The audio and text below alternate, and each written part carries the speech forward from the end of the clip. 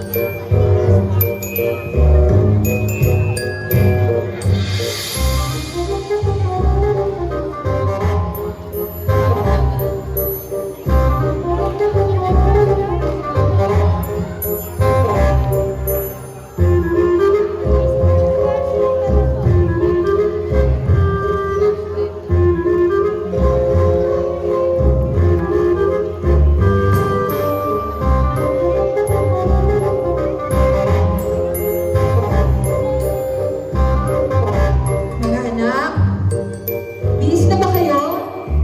Anong oras na? Music play niyo pa naman ngayon. Ay nako, Christy. Ano ba yung paikot-ikot mo kanina pa yan, ha? Nahilo na ako sa'yo. Ayan na nga ba't sinasabi ko sa inyo eh. Pinagsabihan ko kayo kagabi na ayusin niyo na yung mga gamit niyo. Tingnan mo dun sa ilalim ng kama mo. Aba, uubo ka ba? Ano, naka-prepare ka na ba? Nay, okay naman ako. Kaso lang, hindi lang ako mapakaligawa nung nangyari nung nakaraang taon. Ayoko na naman maulit yung nangyari na yun. Ay, naku, kuya. Nakalimutan mo na ba yung nakarapat tata? Hindi lang ang costume sa niloset paligid. Nakakahiya. Hay, alam mo, alala ko na ako sa mangyayari ngayong ang tatay. Ngayong play natin. Tapos, nagawa mo bang sabihin ulit yan? Alam mo, sobrang nakakahiyanan kasi ultimo yung mga kaibigan ko inimbitahan, yung mga kaklase ko, inaasar ako hanggang ngayon tapos ganyan ka pa. Mao, Hay nako, naririnig ko kayo dun sa likod ha. Nag-aaway na naman kayo. Nagmamadali na nga tayo eh. Ay, ito anak. ay, ganda niyan ma. Tignan mo. Inayos ko pa yung damit mo. Kagabi, pinagbuyatan ko pa yan. Pasukatin mo na. Para hindi na masira yung damit ko katulad ng sinasabi ng kapatid mo. Kaya nga, Nakasal Ma. ka na naman eh. Parang di ako inaasar niyan. O, diba? Saktong-sakto na sa'yo. Opo. Kaya may damit na rin ako. Ay, lang to. Opo. Yan, nakabihis na ako. Pa? Pa? Nakabihis ka na po ba? Bihis na po kami. Oo naman anak, kumusta ang bilis? Ano naman, naabangan namin ang ama niyo, di ba? Ano naman ito na po, naabangan. Eh ba, okay na? Oo naman, kasama ako sa inyo. Alam mo ba, naman ko nang pinag-pray. Talaga ba? Sana, every Sunday, sumama ka na sa akin sa Christmas play, ah. Sige ba, sige. Sige na, bilisan niyo na. Alam mo naman ang papa mo eh, laging busy yun sa pag-work para sa atin. Kaya dapat hindi na lang natin siya ha. Tsaka, pag may time naman ang papa niyo, sasama naman yun sa atin sa church. Di ba pa? Oo naman Grace, siyempre. Di ba? Sabi mo yun pa, no? Yan. O sige na, ano oras na? Ayusin niyo na yung gamit niyo, kunin niyo na yung gamit niyo. Mauna na kayo sa labas, susunod na kami ng papa niyo. Ah, sige, o, eto. Bye, ma! Grace, di mo naman na kailangan ipagtanggol pa ako sa mga bata. Ano naman? Pasensya ka na, Tommy, ha? Hindi ko na kasi alam kung nagsasagot ko sa mga anak natin, eh. Bakit hindi ka sumasama sa anak ko ngayon, eh? Ay, alam mo, tara na. Nalilig na tayo ng oras na. Ayoko mahuli yung mga bata na kakaya sa bahay. Teka nga lang, Tommy. Gusto ko din sanang marinig yung dahilan mo. Bakit hindi ka ba sumasama sa akin tuwing linggo? Grace, alam ko mahirap magpaliwanag sa mga bata. Pero, kontento na kasi ako sa kung anong meron sa ating dalawa. Alam mo yun, kahit di tayo pareho ng pananaw o paniniwala sa buhay, okay na ako dun. Hindi na nga rin. Tingnan mo, may maganda akong asawa. May dala tayong mababait na anak. May maganda tayong bahay. Tapos meron pa akong magandang trabaho, malaking sweldo. Tapos di ba mapupromote pa ako? Wala na akong mahihiling pa, Grace. Kahit nga siguro, alam mo yun, hindi ka muna magsimba o hindi ka muna manalangin, kaya ko ibigay yung pangangailangan nyo. Kaya ngayon, Grace, pasensya na pero sa tingin ko hindi ko pa talaga kailangan ng Diyos na yun.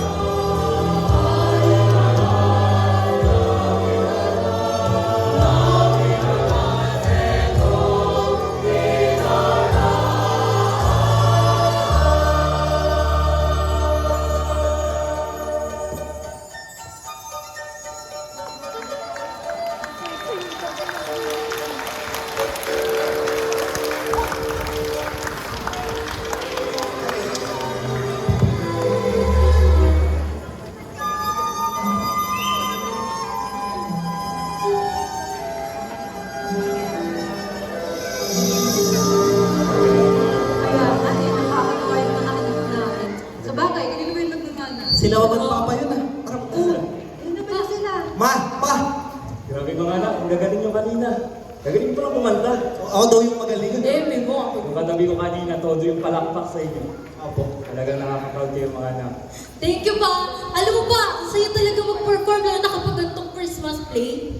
Tapos, yung storyline pa na naabot sa panganakan ni Baby Jesus. Tapos, di ba yung mga awitin din nakaka-excite na dahil. Ay nako, ang galing nyo nga kanina. Galing nyo nga kanina mga anak eh. Tsaka, sabi ko naman sa'yo, anak, yung costume mo hindi na matatanggal, di ba? Opo. Naku ma, ang galing-galingan niya ni Kuya kanina yung palong-palo yan. Alam mo Kuya, next time, sa backstage ka na lang. Ay! Oo, nakaasar na naman. Kanina pa kayo nag-aaway ha? Mag-sorry ka sa kuya mo, hindi maganda yan ha? Sorry na po. Hindi sincere, ayoko. Alam ko si Kuya na baka pikunin mo. Kamabiro. Hay, ako prestiya mo na nga. May iba tayo. Pero naisip mo na ba kung ano yung kung ano yung pakiramdam ni Jose at Maria nung pinanganak yung Panginoong Kristo? Ano ibig mo sabihin Kuya? Ang random mo naman. Hindi, wala lang. Parang napaisip lang ako kasi di ba, ipapanganak si yung Panginoong Kristo. Siyempre, masaya sila, may bago silang anak, may bago silang baby, alam mo na. Pero, alam mo yun, ano kaya naramdaman nila kasi paglaki niya, siya yung mamamatay at napapako sa krus para sa kasalanan sa libutan.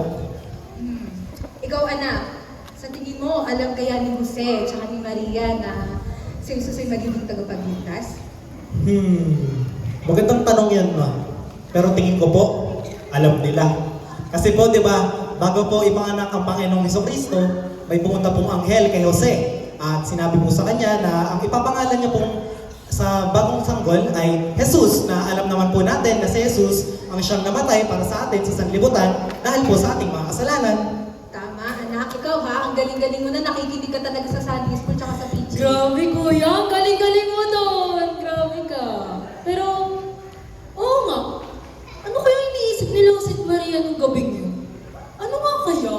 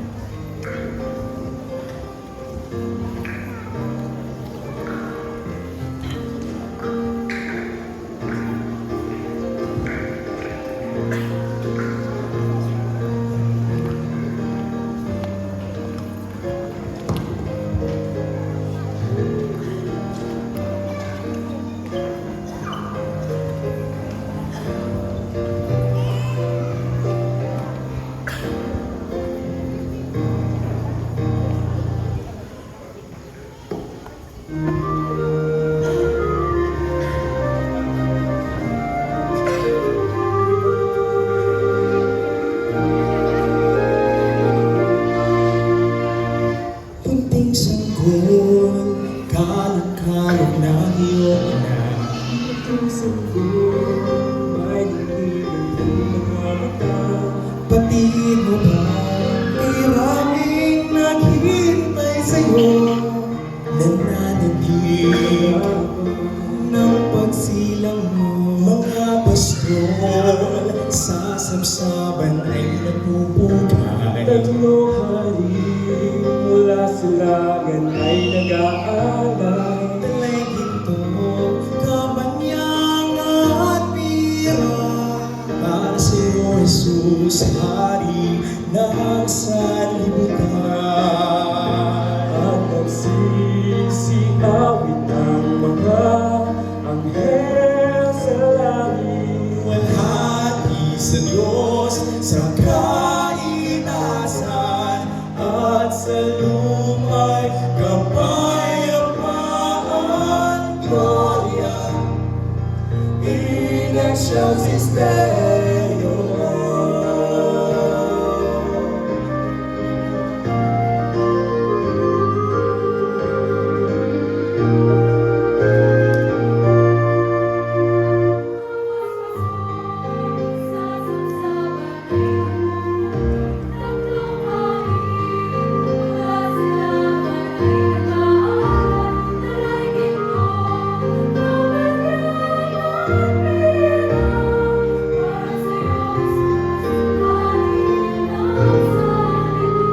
Mga pastor sa sabsaban ay nagpupugay. Tatlong hari mula silangan ay nag-aalay. Dalay ginto, kamanyang at mira. Para sa iyo, Jesus, Hari ng sanlibutan. Ang nagsisiawit ang mga anghel sa langit. Luwalhati sa Diyos, sa kaitasan, at sa lupa'y kapayapaan. Gloria in excelsis Deo.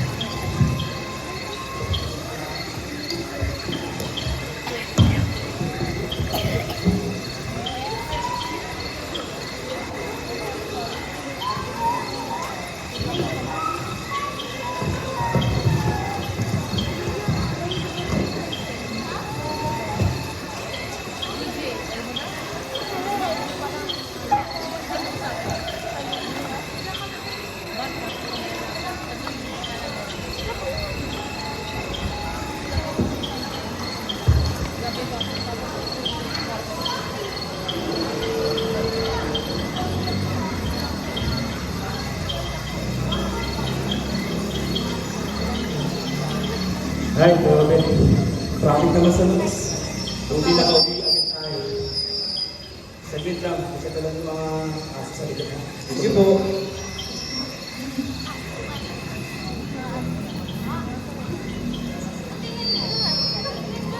ba si Papa dun sa Christmas play namin? Oo naman, anak. Alam mo ba, nakita ko yung papa niyo, sobrang laki ng ngiti niya kanina. At saka, alam kong proud na proud ang papa niyo sa inyo. Siguro nga po, nanood siya. Tapos, ayun, tuwing Christmas play naman namin, nasama siya eh. Tapos, ayun, siguro proud siya. Ay, ito nga yung palakpak niya ni, tsaka yung ngiti. Pero ang tanong ko ma, talaga kayang nakinig siya sa preaching ni Pastor Josiah kanina? Sa tingin ko naman, anak, oo. Inintindi ko lang ni Papa yung mga sinabi ni Pastor. Anak ko, ang tinutukoy mo yung naglapit ng papa mo dun sa altar call ni Pastor kanina. Hindi ko siya nakita eh. Kailan kaya si Papa mag-decide na sumama Ay, na sa grabe. Ang lamig na talaga. Pag December, ano? Dito na lang, may maganda tayong tahanan. O, anong pinag-uusapan yung tatlo at parang natulala pa kayo? Wala po yun pa. Ang sa amin lang, thankful po kami kasi ngayong Christmas kantata, simahan niya naman po kami, ganun. Ayun na ba yun, ha? Wala yun, basta para sa inyong dalawa kapatid. Diyan lang kami ng mama niyo, ha? Po. Maiba tayo pa. Ano pa masasabi niyo kay Pastor kanina? Si Pastor? Okay naman siya. Maganda naman yung pinagsasabi niya. Kaya lang, talagang pinaniniwalaan niya talaga lahat ng sinasabi niya, ano? Opo, pinaniniwalaan niya po yung sinasabi niya at kami rin bilang nakikinig sa kanya, naniniwala din po kami. Pero ang katanungan po dito talaga ba, kayo po, naniniwala rin po ba kayo? Talagang batang to. Sige na, gabi na. Alas 11 na, pagod na tayo. Bukas na tayo Gising na. mag-usap. Papagod na sa kuya mo. Sige po, papagod na yun, ma. Ayun naman sa cellphone ha. Night, ma. Gabi na, Tulog na, guys. halika na. Sorry Grace, pagod na rin ako. Nantok na rin ako. Nanonood lang ako sa ng balita tapos tutuloy na ako. Kaya ano. Teka nga lang to. Narinig ko kasi yung usapan niyo ng anak natin kanina eh. Tinatanong niya kung naniniwala ka ba dun sa mga sinabi ng pastor namin kanina. Oo naman. Tsaka siguro hindi. Ano ibig sabihin? Oo Grace, kasi sabi ko nga sa kanya, maganda naman yung sinasabi ng pastor niyo. May katuturan. Pero hindi kasi may mga bagay din Grace na hirap akong paniwalaan basta-basta lang. Ano doon to? Katulad yung sabi ni Pastor na sa pasimula ay ang salita at ang salita ay sumasa Diyos at ang salita ay Diyos. Oo, Tommy. Alam mo ba, lahat ng sinabi ng pastor namin kanina, makikita mo yun sa Biblia. Yung sinabi mo nga ngayon lang, makikita sa 1 chapter 1 verse 1 eh. Yun nga yung sinasabi niya kanina. Paulit-ulit niya yung in-explain. Pero nakakalito Grace eh. Lalo yung sinabi niya, ang salitang ito ay si Jesus at si Jesus ay Diyos. Kalokohan. Posible naman yung Grace. Ano ka ba, Tommy? Totoo yun. Si Jesus ay Diyos. Ewan, hindi ko maintindihan, tsaka parang imposible. Eto, alam ko, makaka-offendo sa paniniwala mo, pero natanong mo na ba sa sarili mo kung ano yung magandang dahilan para sa isang Diyos? O kahit sinong Diyos man dyan, na bababa sa lupa, mamumuhay ng normal, tapos ano, mamamatay para sa kasalanan ng tao? Bakit naman hindi, Tommy? Sabi nga sa John 3:16 eh, sapagkat gayon na lamang ang pagsinta ng Diyos sa sanlibutan, kaya ibinigay niya ang kanyang buktong na anak, upang ang sino man sa kanya ay sumampalataya ay hindi mapahamak, kundi magkaroon ng buhay na walang hanggan. Alam ko, mahirap paniwalaan yun. Pero sa pamamagitan ng pananampalataya, alam ko pagagawa mo. Yun nga siguro, Grace, wala akong sapat na pananampalataya para paniwalaan yung mga pinagsasabi. Paulit-ulit yung sinasabi na ang Diyos ay bumaba sa lupa para mamatay, uwis ang buhay para sa makasalanan tulad natin. Ewan ko, Grace. Hindi ko rin alam kung bakit ang hirap para sa akin paniwalaan ng bagay na ito. Pero ayaw mo, gabi na. Alam mo, magpahinga na tayo at makapagod yung dahil kanina. Ay, ako, nag-iba ka na naman ng usapan, ha? Bukas na yan. Pag-usapan natin doon. Kasi, Tulog na muna tayo. naka-curious kasi talaga ako. Maniwala ka ba dun sa sinasabi ng pastor namin kanina? Hindi, magulo eh. Hindi ko rin... Ewan Grace. Bahala na. Bukas na yan.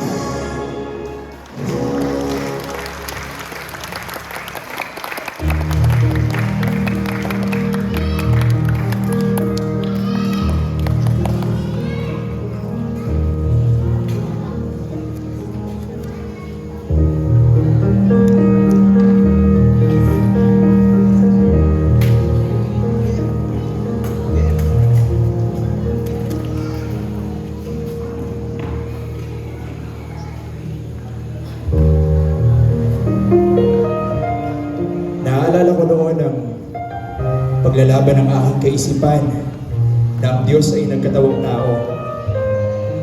Walang pagdududa, isang mabuting tao si Jesus. Pero ang kilalanin siya bilang isang Diyos, napaka-imposible. Naniniwala akong may isang Diyos na lumikha sa tao at hindi ako naniniwalang basta na lang ito lumabas. Pero bakit ang Diyos na ito ay magpapakababa at mabubuhay bilang isang tao? Masyado akong mapagmataas upang tanggapin ito. Ayaw ko kasi na may nagsasabi sa akin kung anong dapat kong gawin. Kasi kung tatanggapin kong si Jesus ay Diyos, ang ibig sabihin nito ay kailangan kong magpasakop at sundin ang lahat ng kanyang utos sapagkat ako'y mananagot sa kanya at hindi pa ako handa para tanggapin ito. Pagkatapos ng ilang taon, nagkaroon ng isang matinding krisis. Ang COVID-19. Nag-lockdown at maraming kabuhayan ang naapektuhan. Pati ang kumpanyang pinapasukan ko, hindi rin nakaligtas. Ang inaasahan kong promotion ay hindi rin nangyari. At hindi kalaunan, tinanggal din ako sa kumpanya. Mula sa pagkakaroon ng lahat at hindi pangangailangan ng Diyos, ang buhay ko'y naging isang miserable. Pakiramdam ko na wala nang lahat sa akin at sinisisi ko ang Diyos. Halos isang taon na akong naghanap ng trabaho pero walang tumatanggap sa akin. Ang tanging natira na lang sa akin ay ang aking pamilya at muntik pa itong maglaho.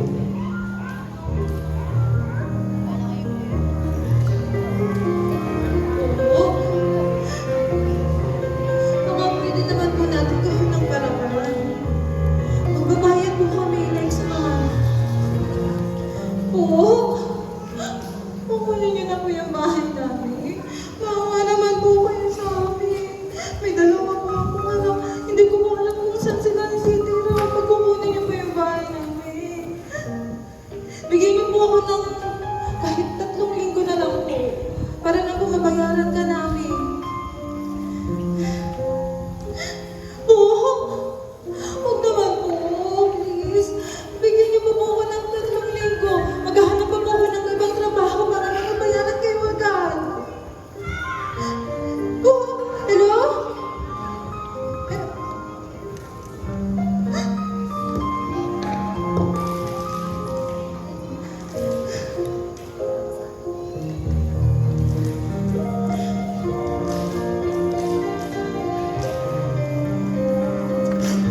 Ano na mo pagkain, Chris? Okay?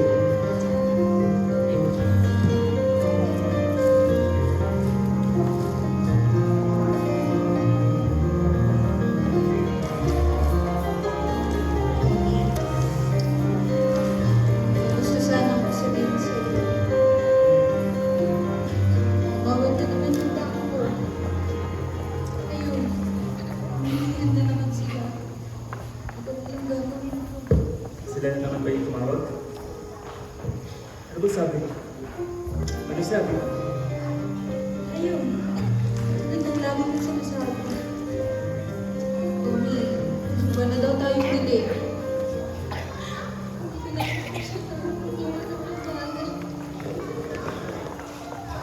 Wala, Chris eh. Alam mo naman, di ba? Naghahanap din ako ng trabaho. Isang taon na nga, walang tumatanggap sa akin. Hirap na hirap din ako, Grace. Alam ko, nakaasa tayo dyan sa nagkikitaan mo, pero syempre part-time lang yan. Hindi natin mabayaran ng bangko na yan. Tsaka, meron pa tayong 2 anak na pinapakain. Ano gusto mong gawin ko? Halika nga. Mag-alala. Hindi tayo pababayaan ng Diyos. Saka na naman. Ulit-ulit na, Grace. Panginoong Diyos na naman. Di ba nga siya yung dahilan kung bakit tayo nagkaganito? Alam ko, Grace, siya rin yung dahilan. Bakit ako nawala ng trabaho? Ayan! Ayan, Tommy! Alam mo kung bakit nangyayari yan sa'yo? Kasi lagi mong sinisisi ang Diyos!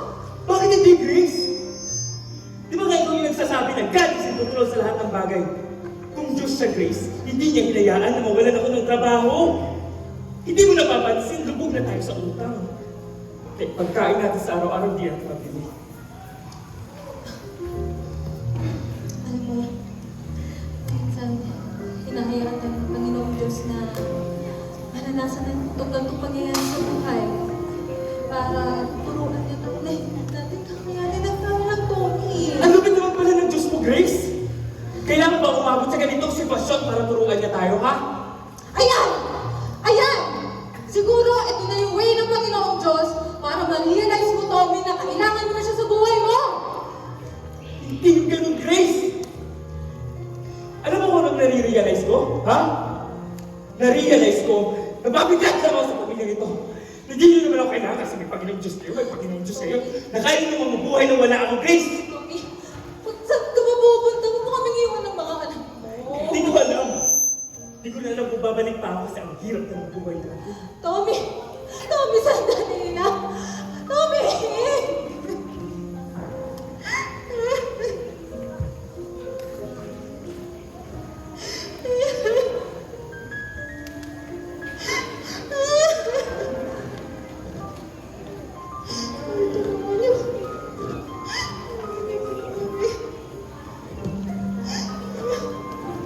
Ma?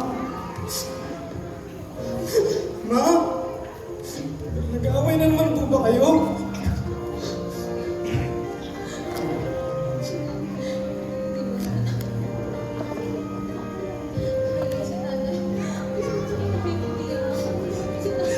Saan ko pumunta si Papa?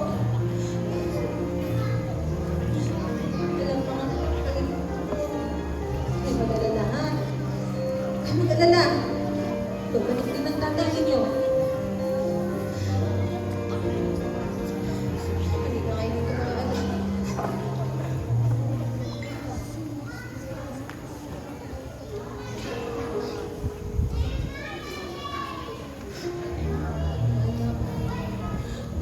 Pagdadasal ang tatay ninyo, ha?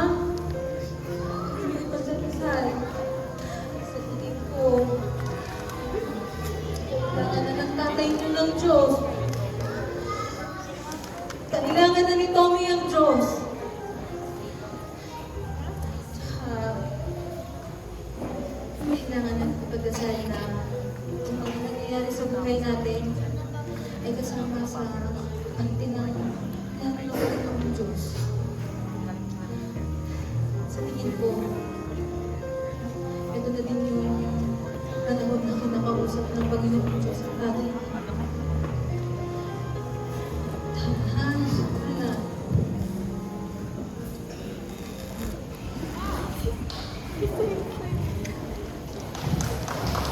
Pagkilos sa mga puso.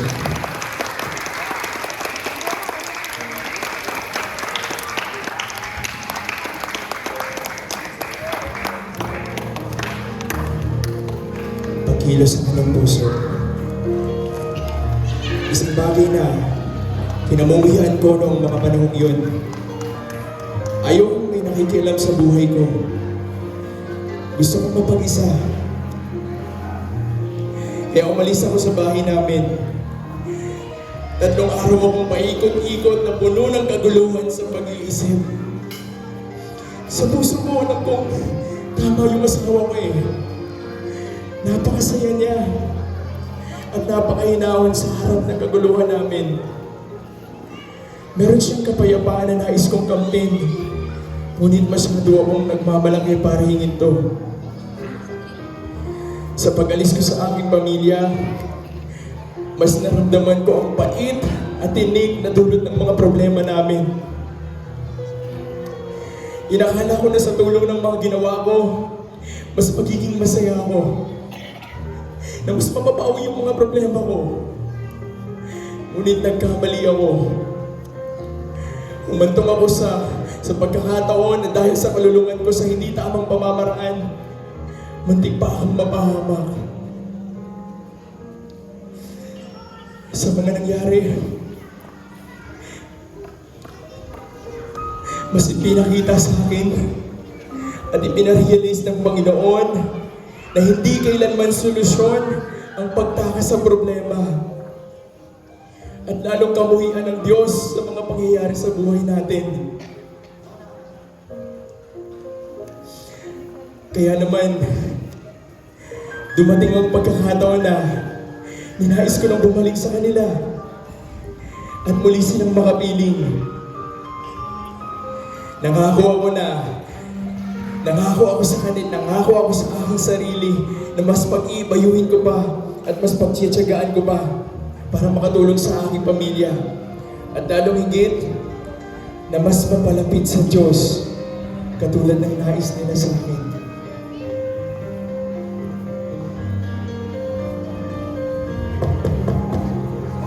Grace. Grace. Mga anak. Diyan ba kayo? Grace.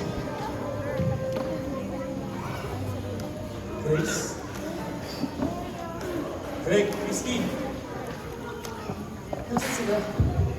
Wala sila rito. Baka nasa bahay ni Dian.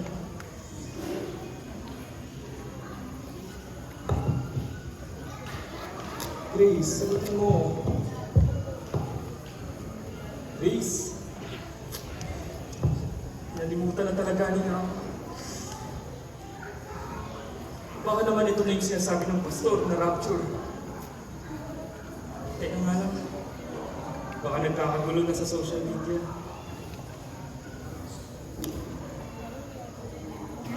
Wala din, okay naman. Ano nangyari sa pamilya ko?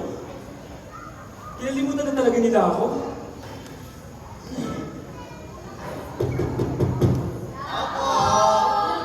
Sino yan?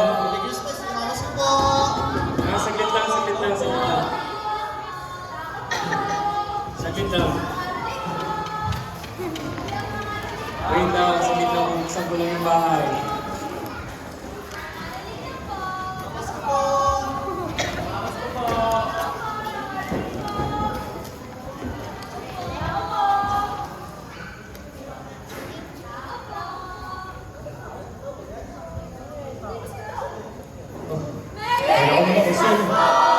Merry Christmas sa inyo, pero pasensya na muna, doon muna kayo sa kabilang bahay at alam mo yun, wala akong sa kondisyon para makipagkantahan sa inyo.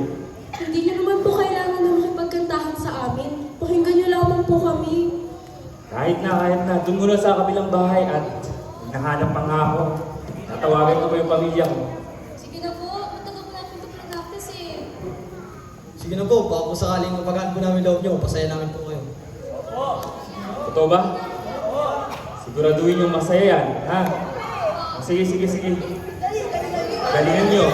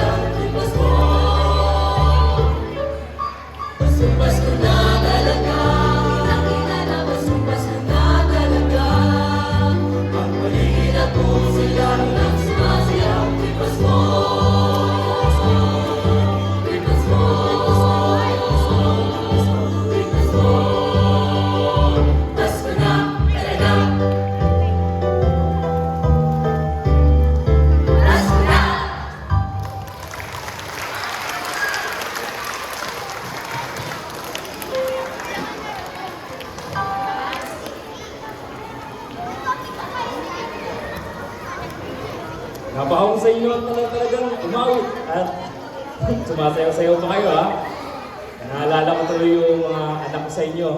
Alam nyo, every Christmas yun, kumakanta din yun sa simbahan. Ganyan din, may sayaw din. Christmas. Tama ba ka nasa Christmas presentation sila? Kasi nahanap ko yung mga anak ko. Tama ba ka nasa simbahan sila?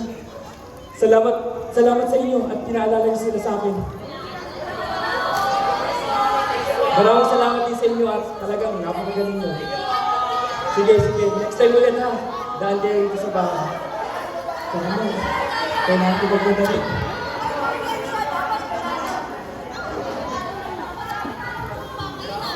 Kagad akong pumunta sa simbahan sa kabila ng hindi ko maintindihan emosyon na aking nararamdaman. Napakarami kong gustong sabihin at hihingi ng tawad sa aking pamilya. Takot ako na sa pagkakataon to ay kung matatanggap pa rin nila ako. Pagdating ko ng simbahan, hindi ako nabigo. Natanaw kong muli ang aking pamilya na nakikinig at nananalangin sa kalagitnaan ng kanilang pananambahan. Kaya naman tahimik akong umupo at sinubukan kong manalangin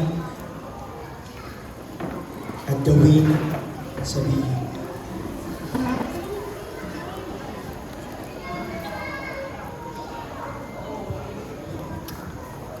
Ayan, dyan pa po ba tayo? Dyan pa po ba si Amen? Ayan.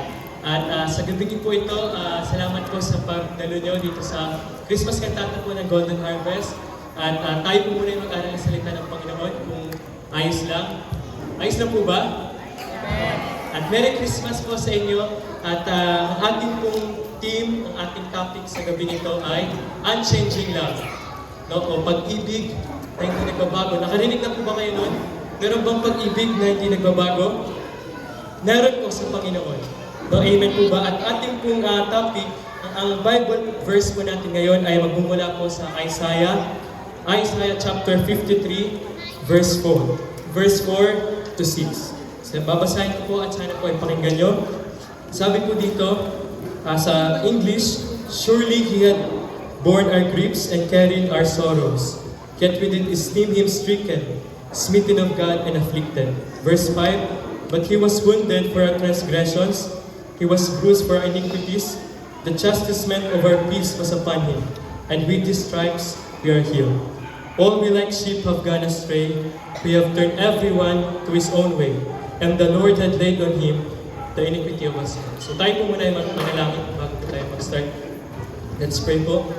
Heavenly Father, Diyos na dakila at banal, salamat Panginoon sa gabi nito Lord na pinagkaloob mo sa amin, makapag-aral ng iyong salita. Malaman namin Lord ang totoong hulugan ng Pasko ngayong December Lord. I bless you Lord ang mga tao na nandito, gamitin niyo kami Panginoon at ikaw po mamuna, pangunahan niyo kami sa gabi nito Panginoon. At pangunahan niyo Panginoon, Holy Spirit, ikaw po ang mamuna, ikaw po magsasalita sa gabi nito Lord at sana maging blessing Lord ang message ng team ngayon, ang topic ngayon na Changing Love Panginoon. Kaya sa iyo ko na po inaatas ng lahat, Lord, ang guidance, sa iyo ko po inaatas ang wisdom and knowledge. Binabalik ko lahat ng pupulot na salamat sa pangalan po ng Jesus. Amen. So, ang topic nga po natin ay Unchanging Love, or pag-ibig na hindi nagbabago. At kung napapansin po natin sa ngayon, sa panahon ngayon, modern age, puro technology na, tama po ba? Puro na advance ng teknolohiya, nag-i-increase. Lumalago na daw ang mundo, no? Nagbabago ang mundo. Pero hindi natin napansin na sa kabila po ng mga pagbabago, cellphone, social media na napakabilis na, grabe na yung technology. Meron tayong isang nakalimutan sa ating buhay. At yun po ang Panginoon. Tunay na lumago nga ang mundo sa pagdating sa material na bagay, pero pagdating sa mga spiritual na bagay, parang lalo tayong napalayo sa Panginoon. Nagbabago tayo. Pero tandaan po natin na sabi sa Biblia na ang Panginoon ay hindi nagbabago. Sabi nga po sa Bible, I am the Lord sa Malakay. I am the Lord, I change not. Ilang years na pong tao, sabi ng science, mga nasa billion years na ang tanda ng mundo. At sa katagal-tagal ng panahon na yon, ang Panginoon po natin ay hindi pa rin nagbabago. Amen po ba? Amen. sa kabila ng tayo pong human nature, tayo po ay nagbabago, hindi tayo nakokontento. Gusto natin na mas lalo pang gumanda ang technology, mas lalo pang mapadali ang buhay natin. Pero hindi natin napapansin, napapadali na nga yung buhay natin. Mas marami na yung case ng depression, ng suicide. At share ko lang po sa inyo yung research about sa death sa buong mundo every year. Every year po namamatay ay 60 million or more people. Buong mundo po yun. Ganun lang naman po kalaki yung population ng Africa. At every year, ganun po kadami ang nalalagas sa mundo. Every year po yun. At every month, 7 million naman ang namamatay. Every day, meron 150,000 or more na namamatay na tao. Every hour, 6,000. Every minute, 100 or more. At ang average po na namamatay every second ay 2. So bawat segundo pa na lumilipas, pero 2 namamatay na tao. No? At sino, di po natin alam kung baka tayo na pala ang sunod. Or baka bukas, o makalawa, tayo na pala yung susunod doon. Pero ito pong laging mga tanong na natatanong ng tao sa history. Ang dami na na-discover sa science, sa space, sa ocean. Pero may mga tanong pa rin na hindi natin masagot. Ito po yung mga tanong na yun. Una, why I am here? Natanong na po ba natin yan sa ating mga sarili? Bakit tayo nandito sa mundo? Tayo pinanganak tapos mamamatay lang din? Ano yun? Bakit kailangan ng ganun? Mabubuhay, tapos mamamatay ulit. At habang nabubuhay, nagsasuffer. Why I am here? Who am I? Saan ba tayo nanggaling? Di ba yan po yung mga tanong ngayon, yung pagdidebate ngayon? Saan daw nanggaling ang tao? Sabi nila sa unggoy. Pero sabi po sa Bible, ang ating pinanggalingan ay ang Panginoong Diyos. At saan po tayo dadating? Saan po ang pagtapos ito, pagtapos ng kamatayan? Tandaan po natin ang kamatayan. Ang namamatay lang po ay yung ating katawan, yung flesh.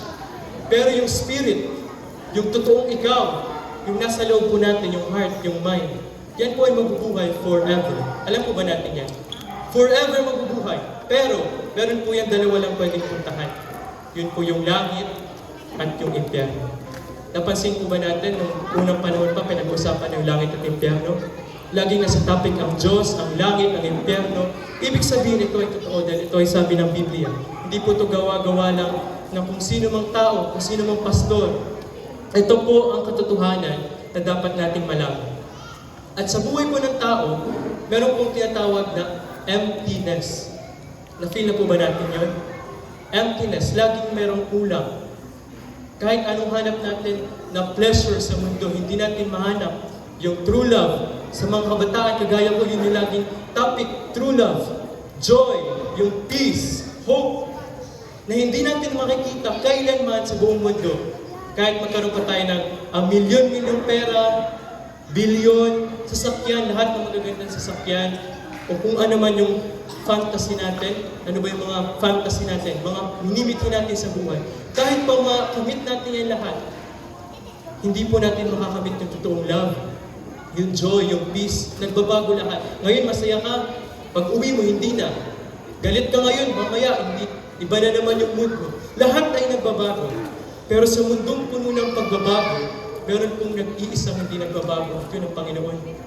Ngayon po naniniwala ko na hindi aksidente na tayo ay dito sa court. Naka-attend tayo ng play, ng kantata. For sure po, meron pong plano ang Lord. Kung nasan po man kayo nakaupo, pwedeng sa light and sound, or nakikinig ka lang ngayon. Kung ikaw ngayon ay nandito, for sure po may plano ang Panginoon. At kung meron po kayong doubt sa puso nyo, emptiness ang tinatawag. Di ba po sabi ka natin, walang makaka-feel nun sa mundo? Dahil ang tanging makaka-feel lang po nun ay ang Panginoon. At yan po ang ating pag-aaralan ngayon. No? Ang una po nating point, sa Isaiah chapter 53 verse 6, sabi dito, all we like sheep have gone astray, we have turned everyone to his own way, and the Lord had laid on him the iniquity of us all. Sa Tagalog, tayo daw po mga tao, para daw po tayong ligaw na tupa. Ligaw na tupa. At pag ang ligaw po na tupa, yan, pag wala yung shepherd, wala yung nagpapastol sa kanya, kung saan yan pupunta. Mamaya, nasa bangin na siya, o nasa dangerous places na hindi nga nalalaman. Ganon din po tayo. At dahil hindi natin alam yung ating dadaan, nag-create tayo ng sarili nating daan.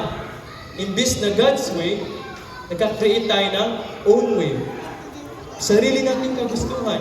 From Monday to Sunday, sarili nating gusto.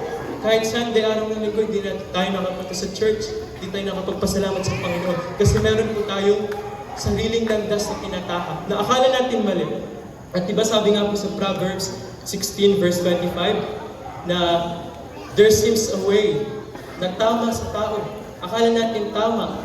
Pero, yung dulo pala nun ay death, bangin, dun sa hell. Ano po bang sinasabi ngayon ng social media sa mga lagi nag-Facebook? Follow your heart. At pag pinakinggan mo, para mamotivate ka pa, may inspire ka, pero yun pala, alam po ba natin na mali yun? Follow your heart. Ano pong sabi ng Bible about sa heart? The heart is deceitful above all things. Kung meron mang mapanlinlang sa mundong ito na higit sa lahat, yun po yung ating puso. Ang puso po natin, hindi po yan laging tama. Kung gusto ba natin mag-droga, mag-bisyo, di ba yan yung gusto ng heart natin? Para tayo ay mapasaya. Kasi akala natin na pag ginawa natin yun, pag sinunod po natin yung puso natin, ay magiging masaya na tayo. Pero hindi pala. Hindi pala tama yung follow your heart. Dapat pala follow God. Follow Jesus Christ. At yan po yung dalawang daan na meron tayo sa buhay na dapat nating pipiliin. Dalawang daan lang po yun at kayo po yung nasa gitna mag-decide. Yung unang daan po is yung tinatawag natin yung broad road, yung malawak na daan. Bakit malawak? Andun po lahat halos ng tao pumunta. Andun yung fame, yung glory, yung money, yung pleasure, yung drugs, yung sex. Lahat ng bisyo na alam natin at kasalanan, andun sa daan na yun. At yun yung madali. Madalas, doon tayo lahat pumupunta. Tapos later na lang tayo mag-change ng ating isip. Yun yung daan na mali. Daan ng mundo, daan ng devil, daan ng diablo. At yung pangalawang daan ay yung narrow road. Yung mahirap na daan. Makitid, mahirap, unti lang yung pumupunta doon. At yun po yung daan ng Panginoong Jesus. Yun po yung way of the cross. At tuwing Pasko nga, ang natatandaan lang po natin, di ba yung Belen? Kasi nakakita ng Belen. Andun si Mary, si Joseph, at si Baby Jesus. Pero maraming beses, iniiwan lang natin sa ating puso si Baby Jesus. Doon lang sa sin na yun. Doon lang, yun na yung alam nating sin. Hindi tayo nag-walk by faith sa Kanya every day. Yun lang yung alam natin. Na ang Panginoong Jesus ay pinanganak sa sabsaban, may mga 3 wise men. Okay po yun, pero minsan nalilimutan natin ang totoong kahulugan ng Pasko. Diba sabi po sa John 2:16, For God so loved the world. Ganun na lang po mahal ng Panginoon ang bawat isa po sa inyo, ako at ang church, ang lahat, nag-church o hindi nag-church. Lahat po tayo ay mahal ng Panginoon, kaya binigay niya si Jesus ang kanyang nag-iisang anak para tayo po ay maligtas. No, at ano pong ginawa ng Panginoong Jesus nung siya ay pinako sa cross? Naalala ko yung bata po ako, paslit na ako. Pag pinapanood ko yung movie na yon, naiiyak-iyak pa ako, napaka-emotional ko, kahit di ko naman alam yung meaning. At ngayon, salamat sa Panginoon, na naintindihan ko na kaya pala pinako ang Panginoong Jesus nung araw na yun. Dati nga akala ko pa si Judas may kasalanan eh. Sabi ko, kung hindi dahil kay Judas, baka hindi na pa ako ang Panginoong Jesus. Pero, di ba si Jesus po ay betray? Binetray niya si Jesus. Hindi natin na-realize, tayo rin, binetray din natin si Jesus. Paano? Yung ating sinungaling, pangungupit, pagnanakaw, pagchismisan, lahat ng ating kasalanan, binetray ang Panginoong Jesus. At yun po ang dahilan, tayo po ang dahilan, hindi lang si Judas. Tayo pong lahat, yung buong mundo, ang dahilan kung bakit pinako ang Panginoong Jesus. Kung bakit siya nagdusa. Kasi po yung parusa na dapat sa atin, tinanggap niya, kinuha niya, yung kasalanan natin, binitbit niya. Yun po yung sabi niya sa verse 4 and 5, na kineri niya yung ating sorrow, yung burden, yung grief, yung iniquity, binigay sa kanya lahat, yung kasalanan ng mundo. Gaano po kagrabe ang pagmamahal ng Panginoon? Na imagine natin na lahat ng mga grabing krimen na alam nyo, pinasa doon sa Panginoong Jesus. Noong araw na yun, siya walang kaalam-alam, hindi naman siya yung may kasalanan nun, pero kinuha niya yun para siyang parusahan. Ganun po kasi yun, di ba kahit sa atin dito sa mundo, pag meron kang kasalanan, lumabag ka sa law, sa batas, for sure, meron kalakip na parusa. May penalty. Pwedeng death penalty, pwedeng makulong ka, pero sa Panginoon, meron din po ganun. Ang parusa ay kamatayan sa impyerno. At yun po yung deserve nating lahat. Mapapastor, makakagaya po namin nag-church o hindi nag-church o kahit anong pang religion po natin. Alam po ba natin yun na hindi religion ang mag-save? sa atin, ang hindi magdadala sa atin sa langit. At sa buong mundo po ngayon, sa isang panahon ngayon, meron na pong 4,000 religion.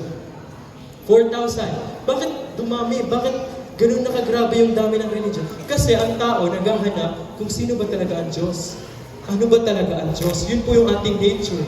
Meron laging puwang sa ating puso na naglulong, hinahanap ano ba talaga ang Diyos. Pero hindi natin, nasa harap lang natin, kagaya dun sa play, nasa harap lang natin po ang sagot. Nasa Panginoong Jesus. 4,000 religion, but one God, one salvation, one cross, one death, at tayo ay maliligtas. Yun po ang katotohanan na dapat nating malaman, na ang kamatayan ng Panginoong Jesus ang tanging makapagligtas sa atin sa langit, na kailangan natin siya tanggapin. At hindi ko po kayang patunayan, scientifically, ipakita ang Panginoong Jesus, hindi po. Ano pong sabi ng Bible? By faith. For God so loved the world, na kung sino man ang mananampalataya, magbibilieve by faith, ay maliligtas. At kung meron po kayong doubt, paano pag namatay kayo ngayon or bukas makalawa? Baka ito na yung chance, last chance na binigay ng Lord. Appointed time, di ba sabi sa Bible, na merong appointed time of death and ang sunod nun ay judgment. At pagtapos nun, paano ka kung dun ka na ba tatanggap sa judgment day? Hindi na pwede, baka huli na ang lahat. Ngayon na ang panahon para isantan po natin ang ating relasyon sa Panginoon. Relasyon kung ating kailangan, hindi relihiyon. Kailangan po ang relihiyon, sobrang mahalaga, pero hindi po yan ang magdadala sa atin sa langit. Dati rin po kung ganyan. Akala ko dahil ako ay anak ng Christian parents, parehas Christian, ako'y binunyag sa church, lumaki ako ng church, halos di ako mag-absent. Akala ko, ligtas na rin ako, akala ko sa langit na rin ako pupunta. Pero hindi pala yun ganun.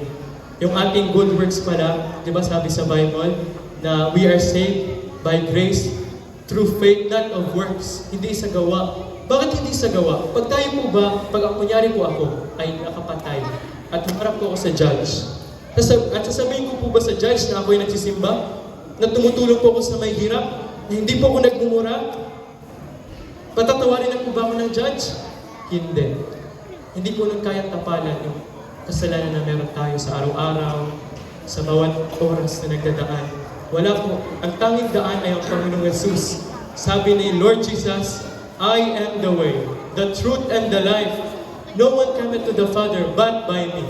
Kung hindi po tayo lalapit sa Panginoong Jesus, hindi po natin tatanggapin siya bilang ating sariling Diyos at tagapagligtas, hindi po tayo maliligtas. Dahil yung dugo, yung parusa, yung judgment na deserve po natin, yung hell na deserve natin, kinuha ng Panginoong Jesus. Di ba yung inakyat niya po yung Mount of Golgotha, yung Mount of Calvary at pinakos niya doon sa cross, na tipong yung tinusok siya sa tagiliran ng sibat, at wala nang lumabas sa dugo kasi ubos na yung dugo. At doon dito sa ulo niya, baon yung crown of thorns, yung nails dito sa kamay at paa. Hindi niya naman yung deserve. Tayo dapat yun. Pero kinuha ng Panginoon yun. Kaya niya tumawag ng angel. Kaya niya bumaba doon sa cross. Kaya niya iligtas sa sarili niya. Pero sabi niya, no, ayoko. Tiniis niya po yung sakit, yung hell na dapat sa atin. Kasi naalala niya po yung mga pangalan natin, yung pangalan ko, yung pangalan ninyo. Nung araw na yon, na kailangan niyang i-take yung full penalty. At alam niyo po ba, nung araw na yon, for the first time, nung eternity, ang Diyos nandun lang naman siya sa langit, nakaupo sa trono niya. For the first time, nagkaroon ng clouds dun sa taas ng cross, na para bang na-separate yung God the Father and God the Son dahil sa atin. Yun po ang totoong ibig sabihin ng hell. Complete separation with God. At hindi kaya siyang tingnan ng Ama. Andun ang Ama, pero hindi siya kayang tingnan dahil sa kasalanan na nandun sa Kanya nung araw na yun. Kasalanan natin. Lahat ng maisip niyo pong kasalanan nandun sa Kanya. Inisa na para sa Kanya parusahan. At yung itsura niya daw po noon, nung gabing yun, hindi na daw matukoy bilang tao. Pag tinignan niyo daw ang Panginoong Jesus sa cross, parang hindi niyo na malalaman, tao pa ba yan? Puro sugat, tanggal ang laman. Yun lang naman po ang dinanas ng Panginoon. At hindi lang yun. Kung ngayon maraming audience ngayon, yung araw na yun, yung marami din pong audience, pero andun sila hindi para maawa sa Panginoon. Para siya ay imak, murahin, duraan, pagtawanan, Na-feel niyo po ba yung pain ng Panginoong Jesus? Naalala ko dati, pag nag-pray ako o narinig ko yung mga kwento ng iba na nagre-reklamo na naramdaman daw kaya ng Panginoon yung nararamdaman nating problema ngayon. Na-betray ba siya ng friend niya, ng kung sino dyan? Na-depress din kaya ang Panginoon? Opo, nung siya ay nagpe-pray sa Gethsemane. At nung siya nasodyo, anong ginawa ng mga disciple? Nagtatago. Si Peter, dininay siya 3 beses. Si Judas, na matagal niya nakasama sa ministry, andyan lagi sa tabi niya. Nagpipray, nagpi-church, nag-soul win. Binitray siya para lang sa unting halaga ng silver. At tayo rin gano'n. Paminsan, pinagpapalit natin ang Panginoong Jesus sa cheap price. Para sa sandaling sarap, sandaling saya. And then pagtapos nun, paano na? Binibitray natin ang Lord. Pero sa kabila ng yun, niligtas niya pa rin tayo. Salamat sa Panginoon. For God so loved the world. At sabi rin po dito, I am the Lord, I change not. Malachi chapter 3 verse 6. Ang tipo natin ay unchanging love. Hindi pa rin po nagbago ang Lord. Meron pa rin po siya. Sabi nga, God is full of second chances. Yun po yung bad news kanina. Yun po yung bad news. Na tayo ay makasalanan. Kailangan po natin yun i-accept, magpakumbaba. I-accept natin at kailangan natin ng kaligtasan na hindi sapat. Ang tagal natin sa church, kahit 30 years na tayo sa church, 40 years, o kahit leader ka pa, o hindi ka nag-church, o anumang religion mo ngayon, pwedeng Catholic, Iglesia ni Cristo, o anumang religion, ang meron ka, hindi po namin kayo ginajudge. Ang pinipreach po natin ngayon ay ang Panginoong Jesus, na siya lamang po ang makakapagligtas. Kagaya po dun sa story, na paminsan maayos ang buhay natin. Pag dumating yung problema, nagsimula natin pagdudahan ng Panginoon. Nagsimula na tayong magreklamo. Nawala na yung joy. Nawala na yung peace. Napapalitan na ng reklamo, ng galit, ng pait. No? At salamat sa Panginoon. At merong Panginoong Jesus, merong salvation na binigay niya sa atin. Sabi nga po, dun sa Jeremiah, chapter 31, verse 3, "Yeah, I have loved thee with an everlasting love." Paano po natin maintindihan yung everlasting? Ganito po yan. Bago po tayo ilikha ng Panginoon, bago niya pa tayo pangalanan, ilagay sa sinapupunan ng ating ina, ng mama niyo, ng mama ko, no? Alam niya na po yung mangyayari sa ating buhay. Alam niya na tayo magsisinungaling, gagawa ng kasalanan, tatalikod sa Kanya sa kabila ng lahat. Alam niya na yung lahat, na yung buong mundo magkakasala laban sa Kanya. Pero ginawa niya pa rin tayo kasi mahal na mahal tayo ng Panginoon. Alam niya rin po na sa simula pa ng Genesis, beginning God. Simula pa lang po doon, bago pa mag-start ang time, alam niya na kailangan niyang mapako sa cross. Alam niya na magdudusa siya, na siya yung magtitake ng ating mga kasalanan at ng hell na dapat sa atin. Pero ginawa niya pa din. Pwede siya mag-back out, pwede siyang magbagong isip. Pero ang pag-ibig ng Panginoon po, hindi nagbabago, committed. Ang akala na kasi nating love, paminsan, feelings lang. Tama ba? Feelings, kilig, saya. Yun yung akala nating pagmamahal. Yan yung alam ngayon ng mundo, ng Facebook, ng Instagram, ng Twitter. Ganun, puro love na yung topic, pero hindi nila alam totoong love. Na pag nagbago na, pag wala na daw feelings, huwag na daw, iwanan na daw. Ganun ba ang pagmamahal? Paano kung nagbago ang isip ng Panginoon at nainis siya sa atin dahil sa tigas ng ulo natin? Tapos itapon niya din pala tayo ulit sa impyerno. Hindi wala na, wipe out na tayo. Pero salamat sa Panginoon dahil hindi nagbabago ang kanyang pag-ibig. Sa kabila ng ating tigas ng ulo natin, ng puso natin, sa church nakakatulog pa tayo, nag-cellphone. Wala na tayong time para sa Lord. Hindi na alam kung ano ba ang buhay, para saan ang buhay. Ang dami ko pong nabasang article doon sa mga successful na tao. Sila Arnold Schwarzenegger, sila Mayweather, yung mga athlete na nababasa ko.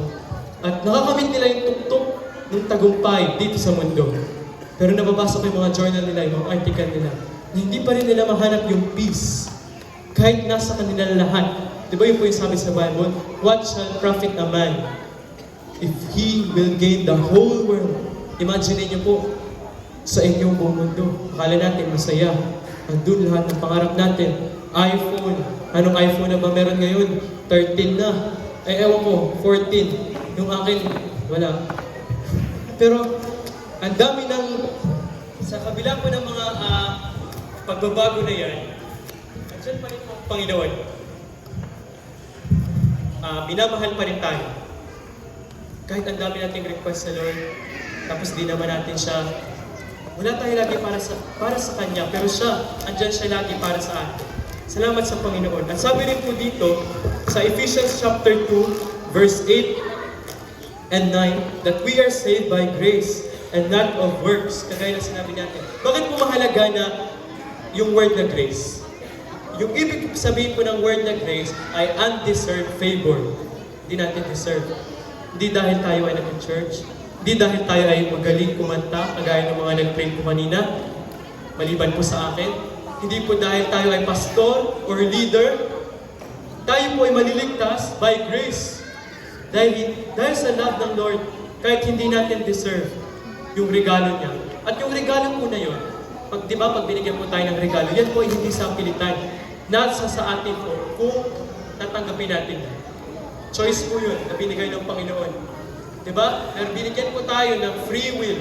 Ang daming tao ngayon ng pilosopo, sabi nila, bakit daw hinayaan ng Panginoon na kainin ni Adan at Eva yung fruit of tree of knowledge? Bakit hindi niya pinigilan? Kasi tandaan po natin to. Ang Panginoon, never po siyang magte-trespass sa ating will. Hindi niya po tayo ginawang robot. Hindi niya po tayo ginawa ng switch, turn on, ito yung pipindutin niya pag tayo ay sasunod kung anong gusto niya. Ginawa niya tayo according to His image. Meron po tayong free will na piliin ng tama at mali. At ang Panginoon, sinubukan niya sa Adam and Eve. At pinili nila ang sumukay sa Panginoon. Kung kayo po ba sa pwesto ni Adam and Eve, isuwayin niyo ba rin ba ang Panginoon? Yung iba sabi ko, hindi daw. Pero yun po ang masaklap na katotohanan. Na tayo, ang tao, likas po sa atin na tayo ay masama. Na hindi marunong makontento. Mayabang, mapagmataas. Gusto po magbinti ng mas mataas. Diba yun po yung gusto ni Adam at Eve, kaya sila natukso na sabi ng Diablo na para sila magiging kagaya ng Diyos. Pero hindi pala, kasi sinungalingan pala yun. Yun po ang nangyari sa tao. Yun po yung world problem. Ang dami ko po nababasa ng article about world problem. Merong depression. Sa Japan, merong forest of depression. Pupunta ka lang doon. Pwede ka na magpakamatay. Free. Legal. At pag nagbago isip mo, may pipindutin ka lang. Tatawagan mo lang. I-rescue ka nila. Ganoon na po kagrabe ang mundo. Yung world problem. Depression, war, sa Israel, sa China, Russia, at kung ano pa yung mga bansa na parang nag-uusbungay ng digmaan. Ano pa? Tagutom. Tag-init pa, iba-ibang klima, bagyo, lindol, lahat po nang nalaman natin, isa lang po ang problema niya. At yan po yung kasalanan. Naalala ko nga po yung kanta na pag-ibig lang ang susi ng lahat. Totoo po yun. Imagine niyo po kung lahat ng tao ay nagmamahalan. Yung China, mahal yung kaaway nila. Tayo, mahal natin yung China. May digmaan kaya? For sure, wala. Pero hindi ganun ang mundo. Kailangan po natin ng Panginoong Jesus na mabago yung ating masamang puso, yung masama nating isip. Kailangan natin yung mabago. At ang tanging way na mababago yun, mabago po yung ating mga buhay ngayon, ay ang Panginoong Jesus. At meron lang po kong sasabihin sa inyo. Sa pagtanggap po sa Panginoong Jesus, hindi niya po tatanggalin ang lahat ng problema natin. Opo, hindi po. Hindi po na pag tinanggap niyo ang Panginoong Jesus, instant millionaire tayo bukas, hindi na tayo lugi sa business, meron na tayo agad trabaho bukas, nakamit na natin yung mga gusto natin, hindi po yun. Pero ang pinangako niya po, na sa kabila ng lahat ng problema, andun siya, merong strength, merong love, may joy, may peace, may hope, hindi po hindi in vain. Na-imagine niyo ba yun? Magtatrabaho ka hanggang 8 years old, 100 years old, tapos mamatay ka lang din. Pero pag nagtrabaho ka para sa Panginoon, at binigay mo yung buhay mo para sa Panginoon, meron pong sunod na buhay after nito. Opo, meron po. Merong life after death sa Panginoong Jesus. Kung pipiliin niyo po siya ngayong gabi. Siya po ay kumakatok ngayon sa inyong mga puso. Behold, I stand at the door and knock. If anyone will hear my voice and will open the door, sabi niya, papasok ako at sasaluhan ko siya. Ganun po ang Panginoon. Nagnanak po siya sa inyong mga puso. At alam niyo po ba ang pagnanak sa puso? Ang puso po natin, tumitigas yan, tumitigas. Every time narinig natin ang salvation, ang offer ng Panginoong Yesus na buhay sa pagtanggap sa Kanya at nireject natin. Paunti-unti po, tumitigas ang ating mga puso. Wala na tayong masyadong pake paunti-unti. Ang Panginoon po magnanak pa rin yan. Pero patagal ng patagal, pahina ng pahina, di na natin marinig. Tumitigas na. Kalyo na. At huwag po natin hintayin mangyari pa yun. Ito na po ang panahon, sabi sa Bible. This is the day of salvation. Hindi po ito aksidente na dito ngayon na manood lang ng play. Yung mga sa lights and sounds, kung kayo po ay hindi pa nakatanggap sa Panginoong Yesus, dyan po sa likod, harap, nag-church o hindi. Kung meron po kayong duda na kayo, pag namatay kayo ngayon, sure na ba kayo? Tanungin niyo po ang inyong mga sarili. 100% na ba?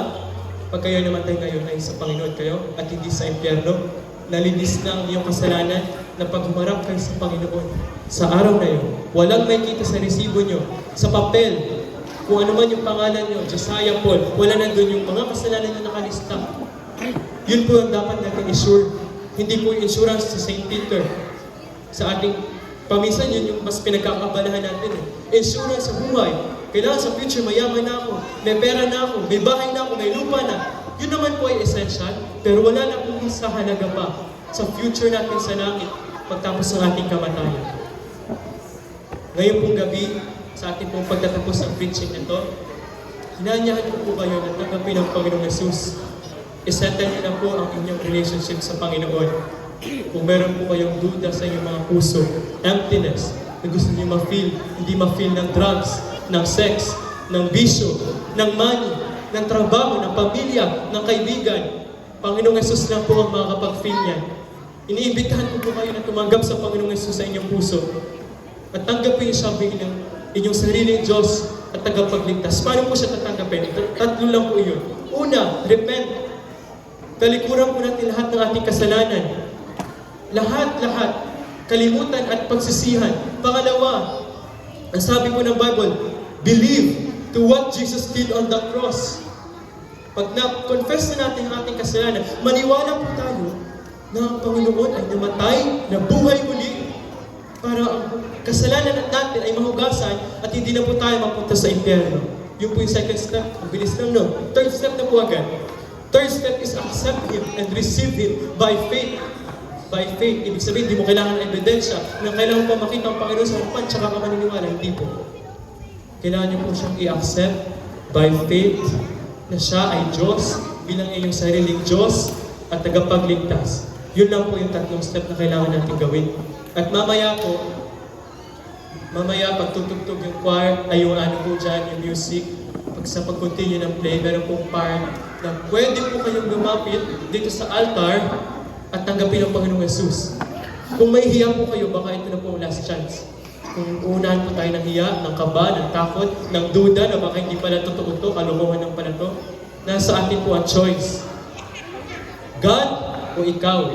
Yun lang po yung choice natin. Yung broad road, yung daan ng mundo o yung daan ng Panginoong Yesus. Di po natin alam kung kailan yung end of the world. Yung kamatayan natin, baka hindi natin alam, hindi natin hawak. Ito na po talaga yung time para isatin natin ang ating relasyon sa Panginoong Yesus. Magkaroon ng assurance of salvation, assurance sa langit na tayo pupunta sa langit. Assurance na matatanggap natin ang Panginoon ng lubos, 100%. Ngayon po, hiniling ko na tayo magsitayo. Dito po. At kung meron po man sa inyo ang nais tanggapin ng Panginoong Yesus, pwede po kayo lumapit. Time measured out my days.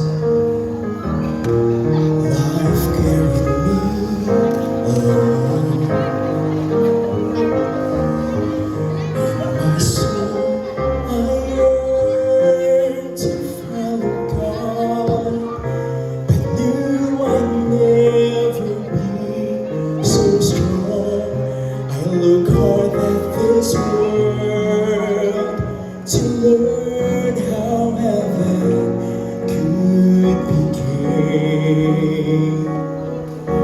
Just to end where I began, where you and effort is all in vain. Where with none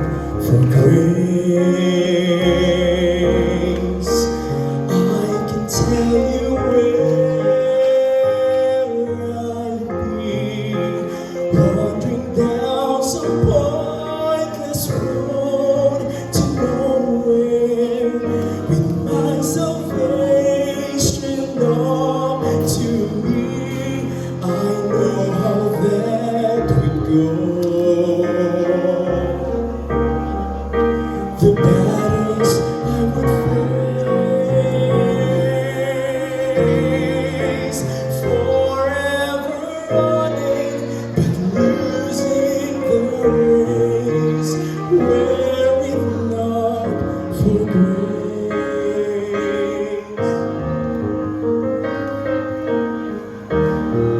So here is all my praise, expressed with all my heart, offered to the friend who took the place and ran the race I could not even start. And when he saw it through, just how much his love would cost, he still ran the final mile between me and heaven, so I will not be lost. Were it not for grace, I can tell you where I'd be, wandering down some pointless road to nowhere, with my salvation up to me. I know how that would go. The battles I would face, forever running, but losing the race, wearing not for grace.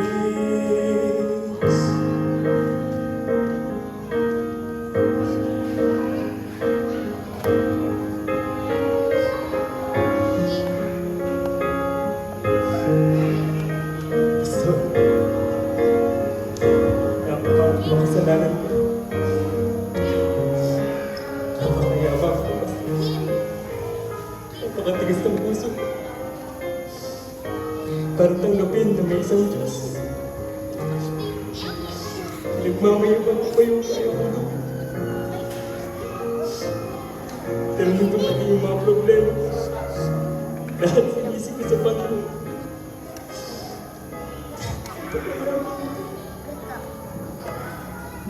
Pati pamilya ko hindi magpas.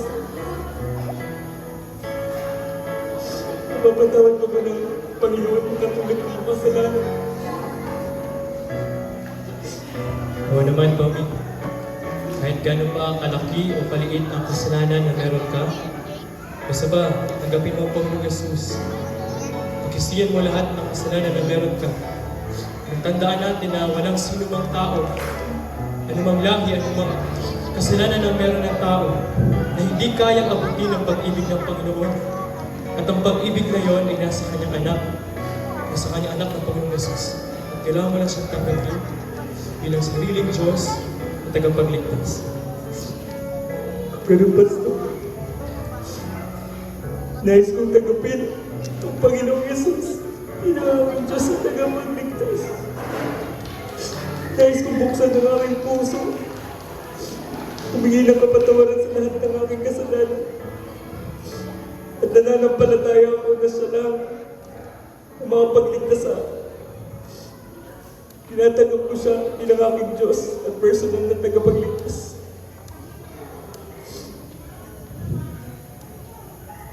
At ngayon po sa mga nakapanood ng play, kagaya po na sabi ko kanina, meron pong time ng call. Ito po yung time na yun. Kung meron po man sa inyo, ang nais mo forward, tanggapin ang Panginoong Jesus, maging sure sa pagpunta sa langit, sa salvation. At ito na po yung time. Hindi po ito sa pilitan.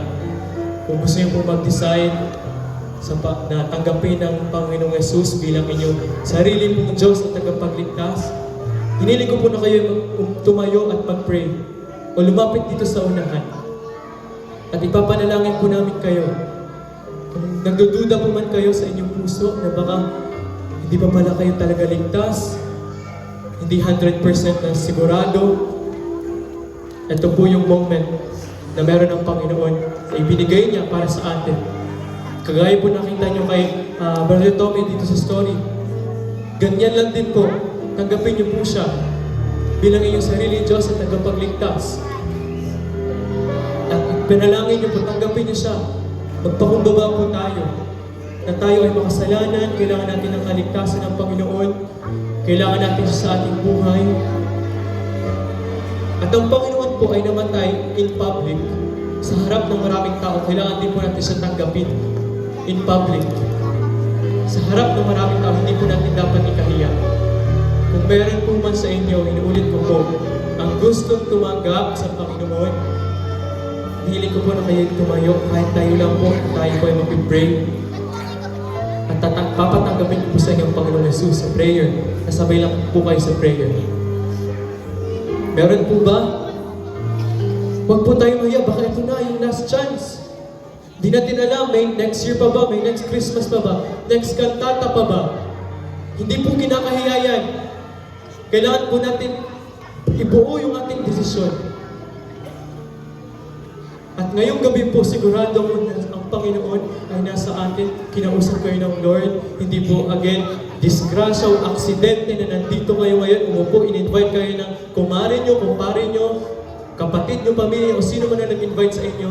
For sure, ito po ay plano ng Panginoon. Plano niya na iligtas ka. Finally, mag-feel na yung emptiness, yung joy, yung love, yung peace na wala sa atin, ay sa wakas ma-feel. At salamat po sa mga tumayo, nakikita ko po kayo. Tayo po ay mag-pray. Salamat po, baka meron pa po hindi sure. Tanong niyo po ang inyong mga sarili, sure na ba kayo? 100%? Pag namatay kayo ngayon, ay sa langit ang iyong tungo. Kung hindi pa, once again po, pwede po tayo tumayo at tayo po ay mananalangin. Salamat po sa mga tumayo. Tayo po ay mananalangin na. Itungo po natin lahat ng mga ulo. Kahit po yung mga nakaupo, tayo po ay mag-pray. Lahat po ng mata ay nakapikit. At kung meron pa po gusto umabol habang nag-pray, tayo lang po kayo. Baka meron po pwedeng lumapit dyan na counselor o kung ano man. At tatanggapin po natin ang Panginoong Jesus. Bata, matanda, ano pang edad nyo. Ilang taon ka na sa church, 30 years. Huwag po natin ikahiya. O bago ka lang, o hindi ka nag-church. Tanggapin po natin ang Panginoong Jesus sa ating buhay. Ito na po ang moment, ang time. This is the day of salvation, sabi ng Panginoong Jesus. Sabi ng Biblia. Sige po, tayo po ay manalangin na.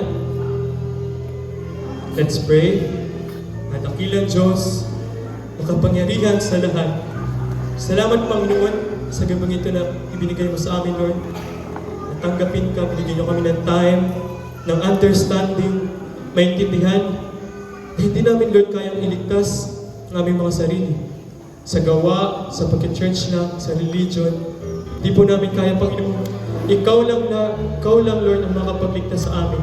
Sa mga tao, Panginoon, na nakatayo ngayon, hindi ka ikinahihiya, naway tanggapin nila ng totoo ang Panginoong Jesus sa kanilang puso bilang kanilang sariling Diyos at tagapagligtas. Salamat, Lord, sa mga tumayo. Sana ay simula sa araw na ito, ay makapili mo na sila, Panginoon. The moment na ma-receive ka nila, ay the moment na mararamdaman nila ang langit. Ang langit ay hindi lang ang lugar, ang langit ay ikaw. Ang langit ay makasama ka. Ang pumunta ka dito sa aming mga puso, Panginoon. At sa mga nakatayo po ngayon, sundan niyo po ako sa prayer, kahit dyan lang po sa inyong kinatatayuan. Gayahin niyo po akong panalangin. Ako po na makasalanan at kailangan ng kaligtasan. Panginoon, tinatanggap po kita sa aking puso bilang Diyos at aking tagapagligtas. Patuloy po tayo manalangin o manalangin. Salamat, Panginoon, sa gabi na, Lord, muli na marami pong tumanggap sa Panginoong Jesus. Bless po sila, Lord, ang kanilang family. pinagkakakitaan, kabuhayan. Sa gabi ito, Panginoon, ipakita niyo sa kanila kung sino ang Panginoon, ang miracle mo, ang salvation, ang love na umago sa cross, na pinakita mo dun sa cross. Salamat, Panginoon, hindi namin deserve ang lahat ng blessing, ang love mo, matigas mo ang aming ulo, ang kasalanan, pero sa kabila po ng lahat ng yun, salamat, Panginoon, hindi ito kami sa court, hindi ito aksidente lang, nagkataon lang. Ito po ay plano mo para sa kanila, kung sino man sila, ikaw ang nakakilala. Tanggapin mo sila, Lord. Remember us, kagaya po nung sabi dun sa katabi ng Panginoon sa cross, remember me, O God. Nalalahanin mo kami, Panginoon, at iligtas mo ang bawat isa na nandito. Sana meron pang tumanggap, Lord, na hindi sure, tumayo, at tanggapin ka bilang kanilang Diyos at tagapagligtas. Muli, salamat, Panginoon. Binabalik ko po lahat ng papuri at lahat ng pasalamat sa matamis na pangalan ng Panginoon Jesus. Amen. Sige po, pwede na po tayo magsiyupo. Salamat po sa mga tumayo.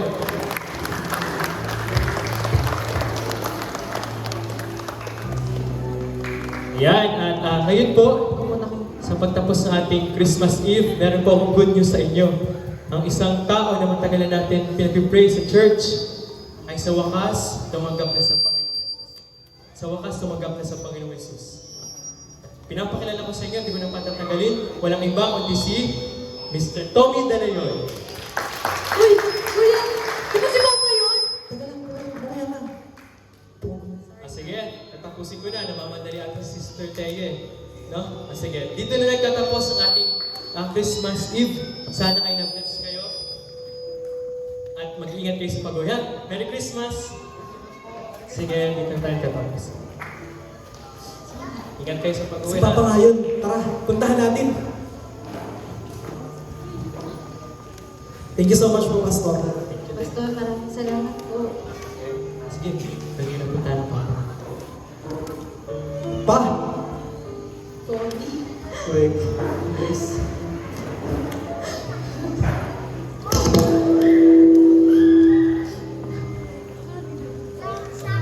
Alam ko, marami akong kasalanan sa inyo. Hindi maganda yung ginawa ko. Matawag ka ba ako?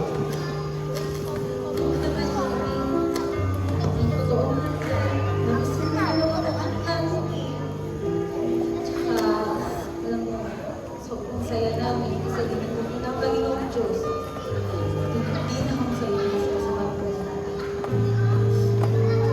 Salamat sa inyo. Alam ko, marami pa akong kailangan matutunan o baguhin sa buhay ko. Salamat sa Panginoon Jesus. Christy, katulad nung palagi mong dinadalangin, meron na tayo sa buong Kristiyano pamilya. Mahal na mahal ko po na. Mahal din kita. Masaya-masaya rin po ako pa. Dahil tinanggap niyo po isang napakagandang regalo ng Panginoon sa sanlibutan. Ang Panginoong Jesus na ating tagapagligtas. Salamat po. Totoo nga po, pagmamahal ng Panginoon ay hindi nagbabago. Kayong mag-ibig ay hindi nagmamalig. Kahit man sa katulad ko ng makasalanan, matigas ang puso, pero hindi nagbago ang pagmamahal ng Panginoon sa amin. At ang pagmamahal ng iyon ay ang Panginoong Jesus. 2,000 years ago, nagkatawang tao ang Panginoong Jesus. Pero ang purpose niya ay bayaran ang ating kasalanan na ipang sa krus ng Kalbaryo. At yun nga po ang preaching life. Salamat sa Panginoon na intindihan ko, naunawaan ko na hindi ko pala kaya iligtas ang sarili ko.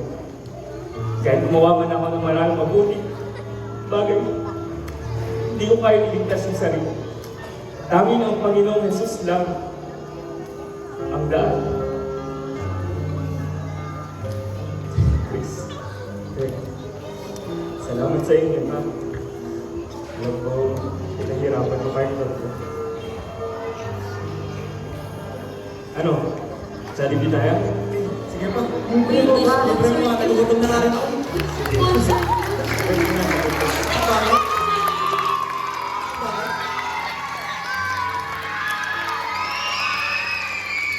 Kailan pa ka gabi naman? Nakalipas ligtas.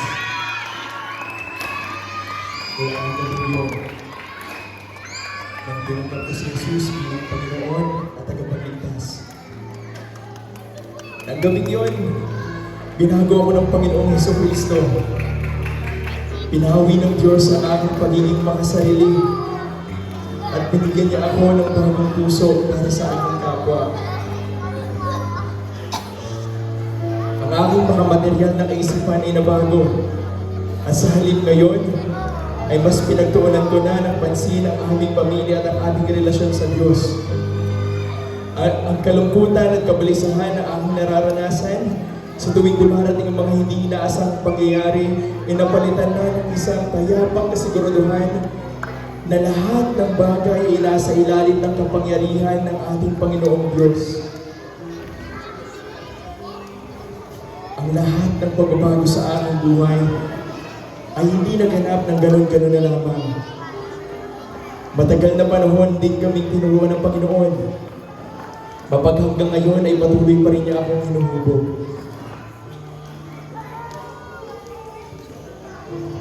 Sa loob ng panahon na ako'y ganap na Kristiyano ay wala akong pinanghihinayangan. Liban lamang sa isang bagay.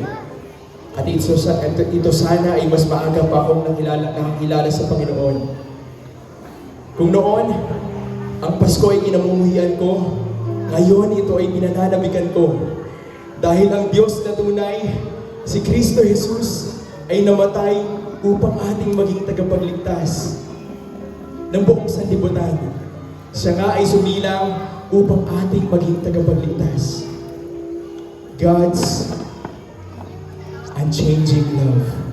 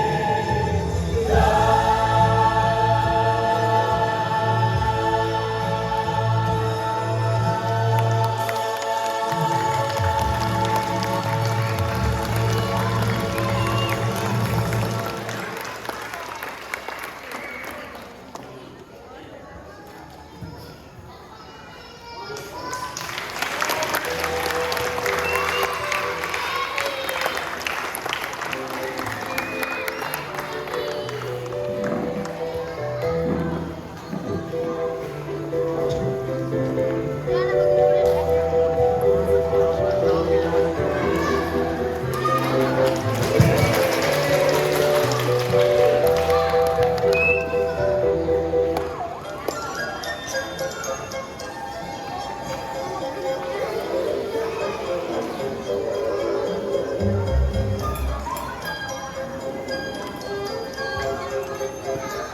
Ayan. Okay, so yan uli, ating pong palakpakan ang ating JH